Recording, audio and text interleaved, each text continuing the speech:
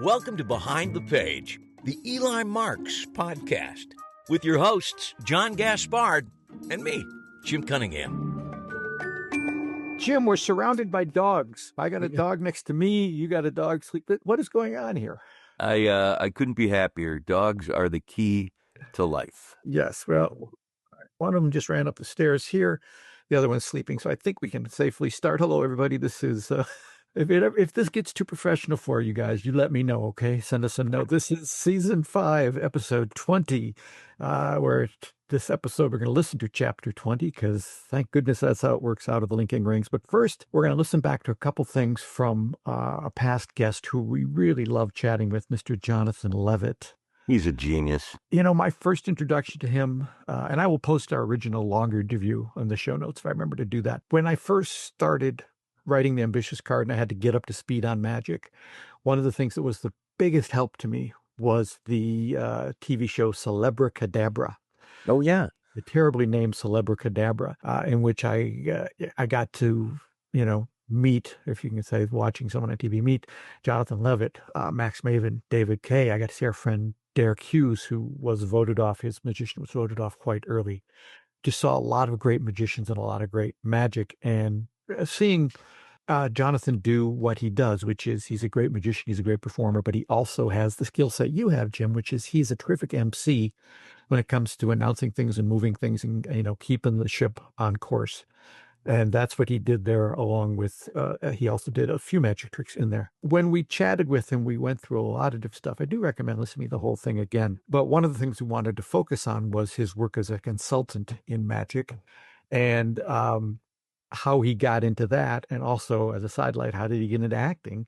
And as it turns out, those two things came together when he did his first gig as a consultant.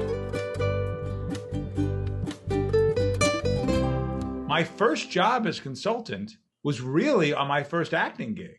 I did an episode of The X-Files. Yes, we love that episode. And that's a very auspicious way to start acting in Los Angeles. So I end up on The X-Files with Ricky Jay. We're both con artist magicians. It was an acting role and I did some magic in it. So that's all fine and good. But they said, hey, we need to teach David and Jillian how to do some magic. Would you do that? And of course I said yes, and ended up teaching David Duchovny how to do a coin effect. And I taught Jillian how to twist her arm on the floor, because I actually had to do that as my character in the role as well. Well, I didn't think anything of it, but later in life, as I'm doing some more consulting and I think back, oh, I was a consultant on the X-Files. So I never thought about it at the time, but that is in fact what I was doing, right? So that was the start of it all. Were you friends with Ricky at that point? No, I had never met him before. In fact, when I got on set the first day, I still didn't know Ricky was booked for it, was cast for it.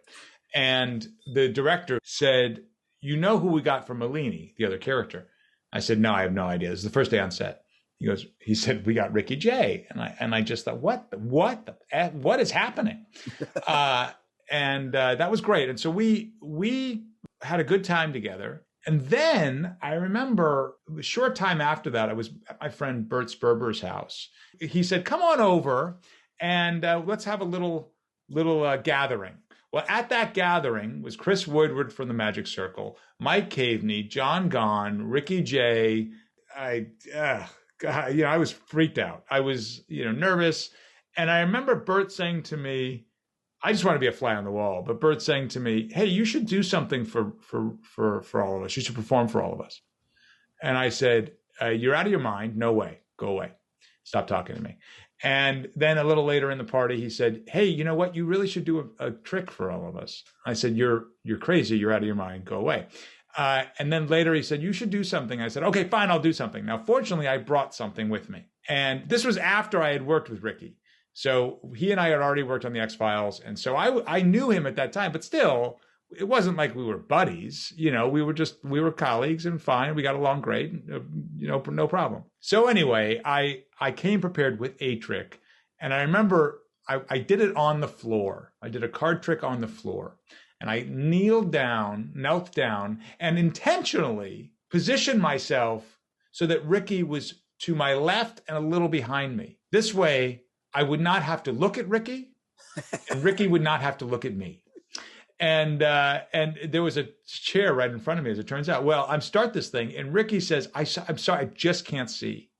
He gets up, and he positions himself in the chair directly in front of me. And I think, oh my God, what am I? So I power through this thing, and with success. And all I remember is Ricky looking at me and giving me a thumbs up. And I thought, oh my gosh, I'm so great. And then I think it was the next day, the next couple of days after I was at the Magic Castle, and I ran into John Gahn, and John said, who drove Ricky to the party. He said all the way home, all he could talk about was that trick. So that's great. I was just so relieved. But anyway, that's my Ricky Jay stories.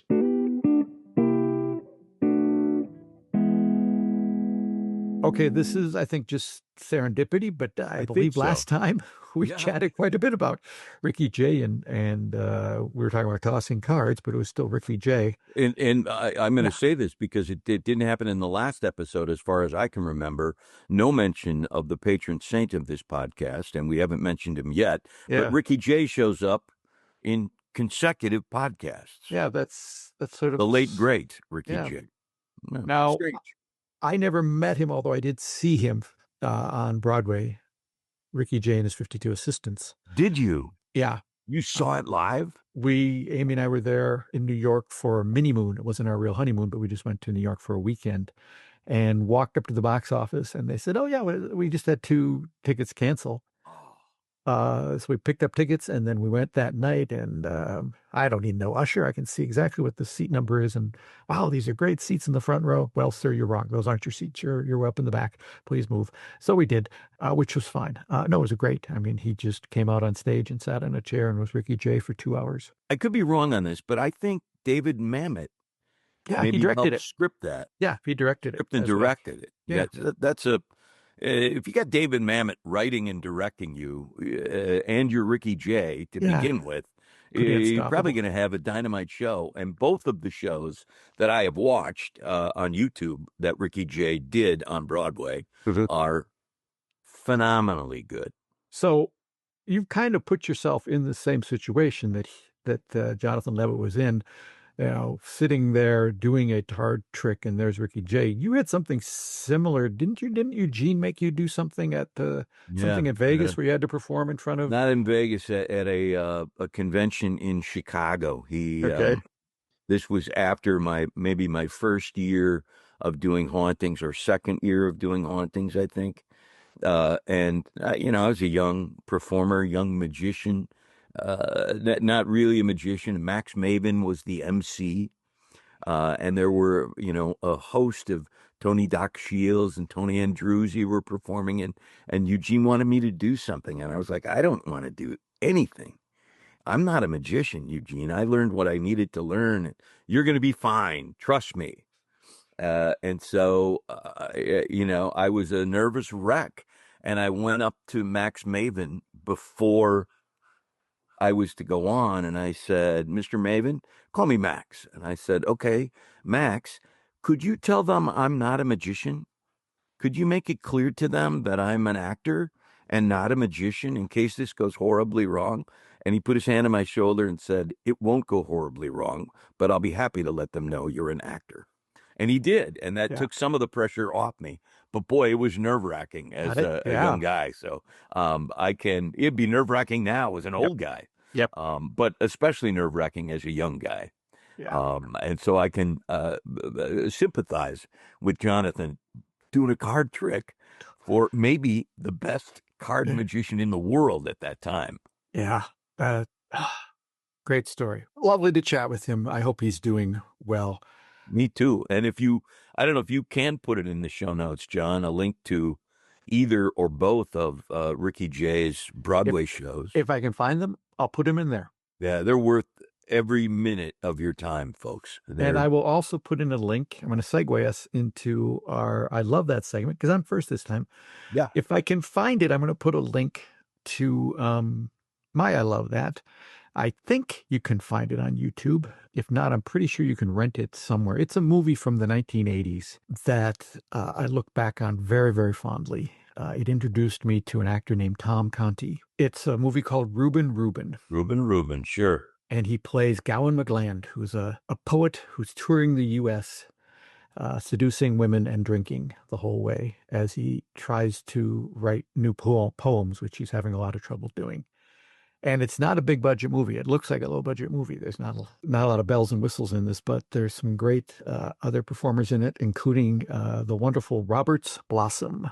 Yes, it's Roberts with an S, Roberts Blossom, who you will remember as the mean old neighbor in Home Alone, the man out shoveling his walk. He also is one of the people who sees the UFO in Close Encounters. He's one of that group. And he plays a farmer who befriends Gowan McGland, and he has a dog named Reuben. I know who you are. Wouldn't hurt none for you to know who I am. I'm Frank Spofford. Any friend of Reuben's is a friend of mine. How do you do? Poet fellow right here. So people tell me. I make no such claim. Well, I'm a chicken farmer. I'm not going to say a mere chicken farmer, like you might expect. Because in the first place, I lack the humility for it. And the second, there's nothing mere about running a poultry ranch. Nothing can be less mere if you want the truth. Oh, I do. There's nothing I cherish more than the truth. No. I don't practice it, but I cherish it. Am I correct in assuming you're one of that endangered species, the native New Englander? I'm worse than that. I'm the most displaced of all displaced persons. Your native son in a modern town. And can you believe it?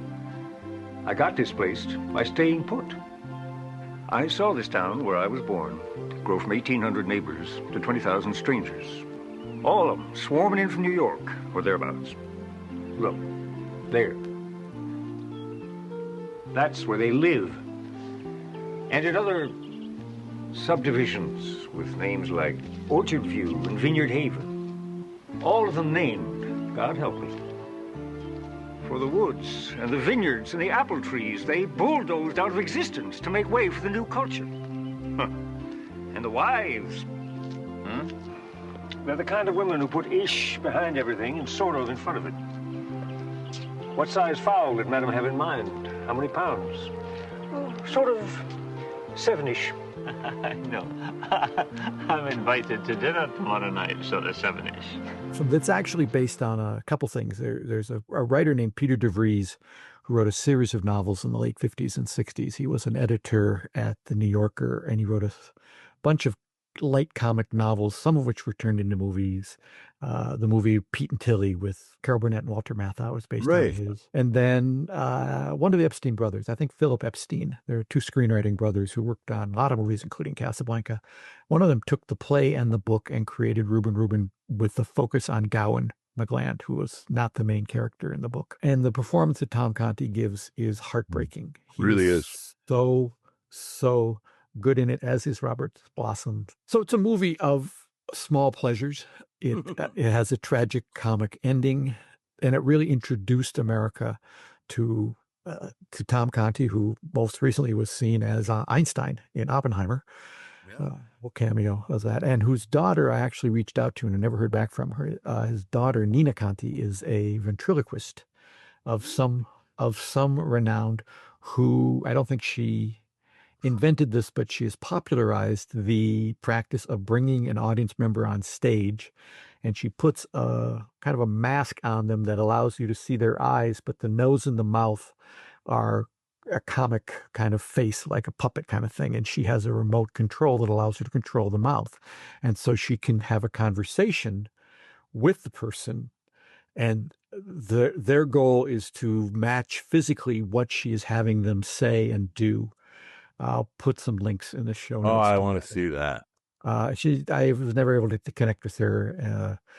I wanted to chat with her because it's Let's keep trying. That sounds fantastic. We'll keep trying. But anyway, there'll be a link in the show notes, if I can find it, to the YouTube version of Reuben Reuben. And if not, I think you can probably rent it somewhere. But please keep an eye out for it. That is I love it this time around, Reuben Reuben with the great Tom Conti.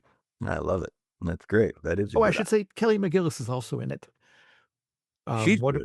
Early performance by Kelly McGillis, and again, the two of them together, heartbreaking. It is so funny and sad what happens. Anyway, No, that's it. Let's go on. What's your? I love that. I'm in kind of a science fiction area.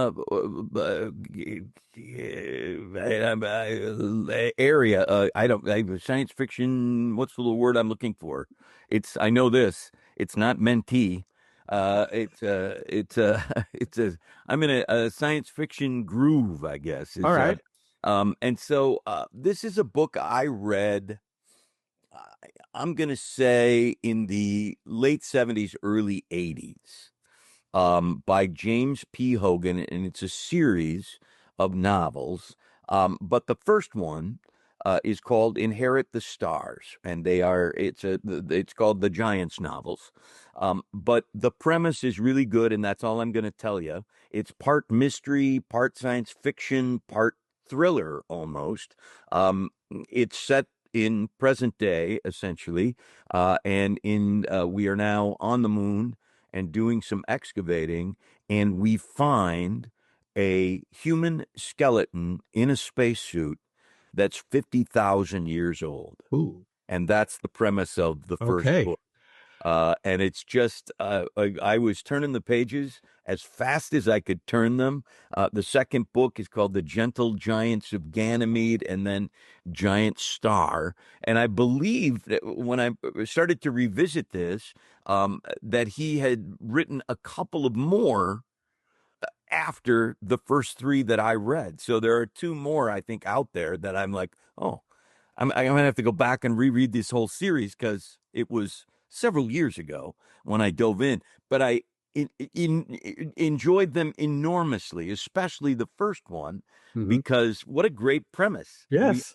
We find a skeleton on the moon that's 50,000 years old in a spacesuit, which makes us, of course, think about everything. Did I mention to you, John, that one of my dearest friends, close friends, in fact, one of the guys that I went on my Band of Brothers trip with, and I have a bet for a steak dinner. And I said, in the next 5 years, news will break that we either have conclusive proof that we have been visited by aliens, or that we're in contact with them on some way. He said, no, that can't happen. I said, and then they're softening us up right now with these stories they're releasing. They're paving the way. And so I have until 2027. Okay. And clock's ticking, Jim. Yeah, it is, but I'm confident. I feel good. I feel strong. I feel like I like my steaks medium rare. All right. So we'll see what happens. We'll keep you posted. Hopefully we're still doing a podcast at that point. And I'll let you know what happens. But I've been a long time science fiction guy. And you just have the most wide and deep pools of interest. They're scattered, certainly. Oh, they're scattered. I mean, science fiction, westerns. You're into taxidermy. You like torturing animals. You like setting fires. Hang on a second. Some of that is true, ladies and gentlemen. I thought Springsteen certainly would come up, and World War II. Oh yeah, I forgot about those too. Yeah, the Civil War. Yeah. But yeah, if you can find them, they're not that easy to find. Although there are copies on the that mega website where you order things. Right. You can find them there and other places. Have they done audiobooks yet? Could you put your hat in the ring for that? No, if there's an audio book. Well, now you've got me curious here.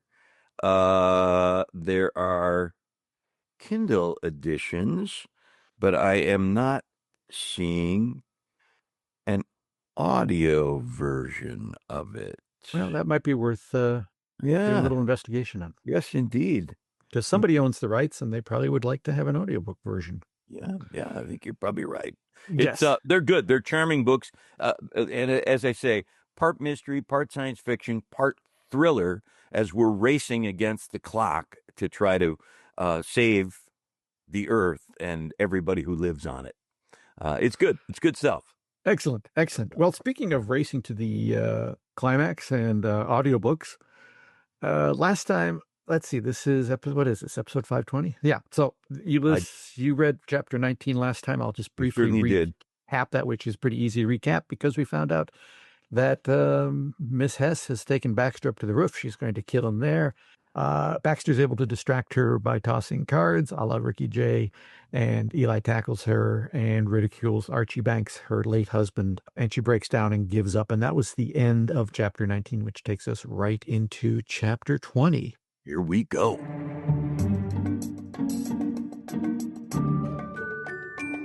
Chapter 20. The scene the police discovered on the roof was, at best, perplexing. I stood next to Baxter, my face bloodied, my clothes rumpled and torn. He held Miss Sess's gun gingerly by 2 fingers, while in his other hand he gripped the rest of his trusty deck of cards. On the ground below us lay a little old lady curled up in a ball and still whining, "Too late, too late," along with indecipherable Germanic mutterings. Scattered randomly on the fake grass around her were numerous playing cards. Baxter took it upon himself to bring the police up to date, while I continued to catch my breath. When Megan saw me, she gasped and ran to get some first aid implements, while Harry questioned me on the details of the preceding few minutes. "I read this phrase in Jake's lecture notes tonight that really seems to apply to this situation," I said, after I had recounted the details of my fight with the surprisingly scrappy Miss Hess. "Something Jake North wrote is germane?" Harry said with surprise. "Do tell." "He clearly had a ghostwriter helping him," I explained. "Anyway, the phrase was something like, 'One wrong piece of information can color an entire trick in the minds of the audience.'" Harry nodded in agreement at the concept. "Yes, we made some wrong assumptions on this one, that's for sure." "Like the idea that Archie Banks had no heirs," I suggested, "when he clearly had a devoted girlfriend. I'm not even sure if devoted is a strong enough word. And speaking of strong, Miss Hess fooled me on that one." "She fooled all of us," Harry said, looking over at the old woman. She was now handcuffed, and the police were about to take her back into the house and presumably off to jail for a good long time. McHugh, who had been Harry's second phone call after calling the police, was consulting with one of the young constables. He finished his chat and headed over to us. "Well, she won't say a word about her situation," McHugh said quietly. "Very tight-lipped, that one. I suspect the few words she said in front of Eli and Lawrence Baxter are all we'll hear on the topic from her." "But they certainly have enough evidence on her, just for the attack on Baxter alone, don't you think?" Harry asked. McHugh nodded. "Most certainly. But it would be helpful, if not deeply instructive, to get the details out of her. They'll piece most of it together, little doubt about that. But it's always better to get it from the horse's mouth, as it were." We all looked over at her. Her back was straight, her expression grim. A few hairs were out of place, but you otherwise wouldn't peg her as a recent Ultimate Fighting contender and near champion. She looked to be the perfect candidate for assistance from a Boy Scout at the nearest street corner, if you ignored the handcuffs. One constable was holding the roof access door open, while 2 others were escorting the old woman toward it. She turned and gave us one final icy glare. I can't speak for the others, but she still had the ability to produce chills up and down my spine. "Talk about holding a grudge," I said, with a certain amount of reluctant admiration. "Over 30 years, just waiting for the right moment to get back at all of you." "You have to admire her patience," Harry agreed. "As Richard III so eloquently put it via our friend Mr. Shakespeare," McHugh added, "what traitor hears me and says not amen? England hath long been mad and scarred herself." With that, the mad and barely scarred Miss Hess disappeared through the door and into the dark stairway. I'm afraid this hasn't been much of a vacation, Megan shrugged. I don't know. I think we'll be talking about this trip to London for years to come. And we don't need to bore our friends with photos. We'll have newspaper clippings and police reports. We were seated in Lawrence Baxter's dining room, enjoying what was likely to be one of our last breakfasts under his kind hospitality. I was once again partaking in a picture-perfect English breakfast, while Megan dined on scones and hot tea. We had the dining room to ourselves, either because we were the first ones up or the last. May have been my imagination, but the entire household staff seemed lighter and happier now that they were no longer under Miss Hess's oppressively bony thumb. Even Gwendolyn, who had seemed so timid all week, was actually humming when she brought in my breakfast. When she put the plate in front of me, I once again flashed back to our first breakfast in London at the Faulty Tower-style hotel where we'd spent our first couple of nights. I looked down at the beautiful English breakfast in front of me and thought back with a smile at the nightmarish plate I had seen that first morning. And then another memory began to rise to the surface, something intrinsically connected to that breakfast, but I couldn't quite grab it. "Am I the last, or are you two the first?" Harry asked as he came into the dining room, pulling me out of my reverie. Before we could answer, his phone beeped, and he stopped in his tracks to retrieve it. Took a few moments to find which pocket he had left it in. Once located, he pressed the button on the front of the phone and squinted at it. He then started digging through his pockets again, this time for his glasses. After a few moments of fruitless search, he handed the phone to me. "Eli, can you read this to me?" I set down my fork and turned my attention to the phone while he crossed the room and grabbed a coffee cup, quickly filling it from the urn Gwendolyn had just replenished. "It's from DeVries," I said as I scrolled through the messages on his phone. "Is he already up and gone?" "Apparently," I said, scrolling to the most recent text. Harry's blind futzing with the device had backed up the stream to several texts earlier, and I sorted through a lot of "Doctor, what time is rehearsal?" and "Doctor, I am on my way," and so on. I finally found the most recent communication from DeVries. It says, "At the Magic Circle, can you meet me? Need help with the illusion." Although it looks like spell checker has changed the last word to delusion. "Sometimes spell checker is more correct than we give it credit for," Harry quipped as he pulled out a chair and sat across from us. He goes on to say it will just take a few minutes, I added. "Oh, I suppose that's fine. I had no firm plans this morning. What are you two up to today?" "We haven't had much chance to do any of the standard touristy things this week," Megan said. "I was hoping to get to the Tower of London." "To see the crown jewels?" Harry asked. "Well, that's what I'll tell them if they ask. But I really want to see where Richard III had his two nephews killed." "I think the events of this week may be rubbing off on you," I said, surprised at her interest in such a gory tale, but not opposed to it. "How soon do you want to leave?" "I'd rather not rush," she said. "We have all day, and I'd love to spend a few more minutes in the greenhouse and take a final bath in the amazing tub in our bathroom." Realizing I would be hanging around for at least 2 hours with nothing to do, I offered to accompany Harry down to the Magic Circle with the idea of Megan joining us there in time for lunch. I handed the phone back, and Harry pocketed it. 15 minutes later, we found ourselves on the Overground line, headed toward Highbury, where we switched to the Victoria line to take us to Warren Station. The first leg of the trip was devoted to Harry's explanation of why Warren was the preferred stop and that only a fool would use the Euston Square station or, God forbid, the larger Euston station. "There's too much monkeying around if you go to Euston Square, but no one believes me," he said, repeating nearly verbatim a speech he had made earlier in the week to Angus Bishop.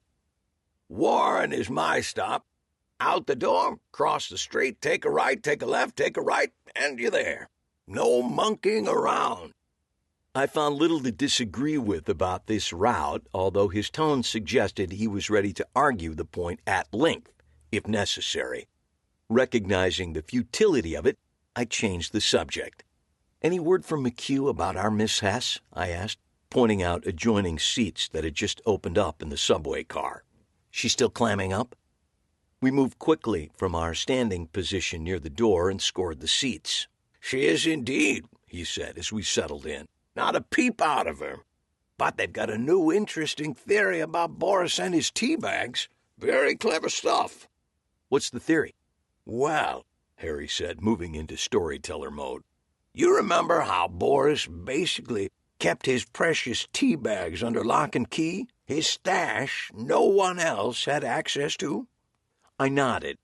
Because of that, the police theorized the poison must have been put in the tea kettle, and at that time of night, Boris was the only one likely to need or use the kettle. When he was finished, the kettle would be washed and readied for the next day, destroying all evidence of the poison. "Right. But after he died, when they were going through his things, they found several poison tea bags mixed in with the other tea in his stash." "Exactly," I agreed, which took some of the heat off the household staff because it was clear Boris had come into the house already possessing poison tea bags. "That's what Miss Hess wanted them to think," Harry said. "The new theory is it was actually Hess who dropped the poison in the tea kettle, and then she was the one who put the poison tea bags into his secret stash. But she did it after he died." "So she did put the poison in the water the night before?" I said. "Which killed Boris," Harry replied. "Then, at some point, she went into his room and maneuvered the tea bag switch.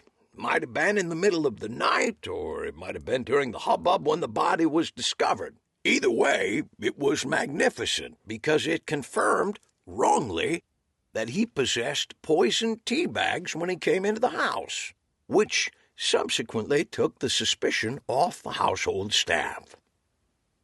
"And off of her, presumably." "Presumably," he repeated. "It was brilliant. It's exactly Ascanio's last action clean concept, but instead of using cards or coins, she used poison tea bags." Harry then did a quick imitation of possible police dialogue. "Did someone in this house poison this man? Why, no. Look, he had poisoned tea bags with him when he arrived," Harry said with a laugh. "And the household staff, including Miss Hess, is completely clean at the end of the trick. Brilliant. Just brilliant." I couldn't confirm Harry's claim the Warren Street station was the best one to use when heading to the Magic Circle, but as we made our way along the route, it seemed pretty straightforward to me. For my part, I was still thinking about Miss Hess and the events of the last few days. "Remember the other night after Jake's play, when you talked about how unsatisfying that mystery was?" I asked as we crossed Euston Road. "I do indeed," he said. "And for the record, it's several days later, and I still find it unsatisfying." I was tempted to explain that a good part of his dissatisfaction may have been the result of one actor's unwillingness to learn lines and penchant for adding nonsensical clues to a mystery play while performing it. However, I decided not to go down that path. "Well, I'm having trouble with some of the elements of the case against Miss Hess," I said, as I hurried to keep up with Harry.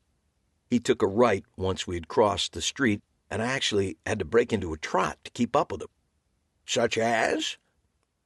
"Well, if you'd asked me before, I would have said there was no way she could hold Angus Bishop's head under water for any length of time," I began. "But after going one round with her on the roof, I have reassessed my original appraisal. She could easily have held him under for 30 minutes or more without breaking a sweat." "Yes, the old bird was a lot stronger than any of us guessed." "And," I continued, "the explanation of how she poisoned Boris is completely plausible." "Brilliant," Harry said again. "She walked away clean on that one. As I've always told you, Eli," he said, coming to a complete stop and turning to me, "when doing a trick, I would far rather start dirty and end clean. I don't care if I'm concealing a chicken in my coat for 45 minutes. I absolutely prefer to end clean." With this proclamation made, Harry turned and continued walking. I tried to think of a performing situation which would require stowing a chicken for 45 minutes, couldn't come up with one, and then had to nearly run to catch up with him. "The one event that doesn't ring true for me," I said when I finally got alongside him, "was the murder of Hector Hechizo. Someone had to lure him to the hotel room in order to subdue him and inflict 1,000 cuts, which did him in. Everybody knew he was a ladies' man, but I don't think Miss Hess has the drawing power she might have had back in the day." "Well, while we're discussing elements which don't ring quite true," Harry said as we turned down Stevenson Way, which is more like a wide alley than an actual street, "there's something about the first murder, with the knife in the chair poor old Oscar sat in, which just doesn't gel for me. I was backstage for nearly an hour before the show started, and I didn't see Miss Hess back there once." The Magic Circle building was visible at the end of the block. Harry was walking on the narrow sidewalk, so I strode alongside him in the street, watching my step to ensure I didn't trip on any of the uneven cobblestones.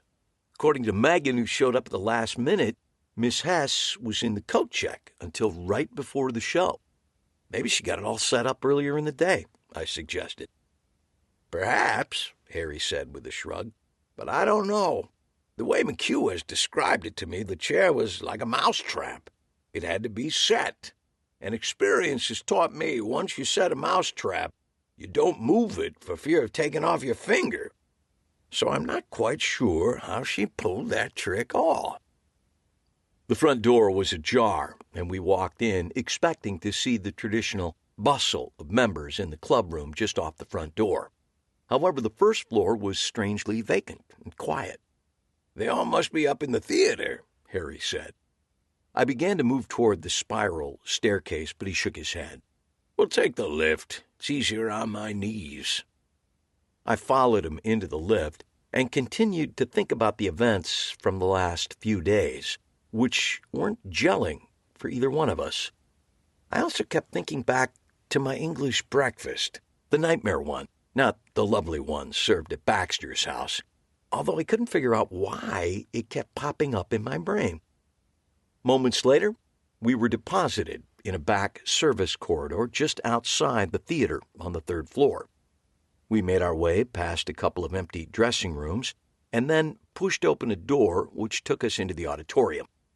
Harry, who really knew his way around the building, moved confidently through the door and then came to a dead stop. "Doctor!" he yelped, and at that moment, in a flash, I understood what had been odd about the text from Davis DeVries I had read to Harry at breakfast. I realized the two old friends began every communication with the letters DR, followed by their message. This was true of all the texts, with the exception of the one that had lured us to the Magic Circle. There was no time to pass this realization along to Harry, as the cause for his sudden outburst was before us on the stage. Davis DeVries was slumped next to his illusion, the Catherine wheel. He was either unconscious or dead. From this distance, it wasn't apparent, but what was clear was he had been tightly shackled to the machine. Links of chain encircled him and bound him firmly to the large metal illusion. I heard a sound and turned to my right, and for the second time in as many days, I found myself facing someone aiming a gun at me.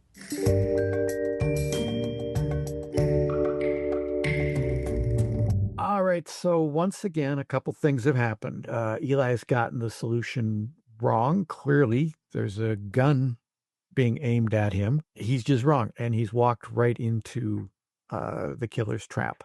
So that's interesting. It's also, just for my own amusement, the path that they took to get to where they were in the Magic Circle is the path that my wife and I took when someone was sitting in our seats in the front row when we went to a show. Then we went, oh, there's someone in our seats.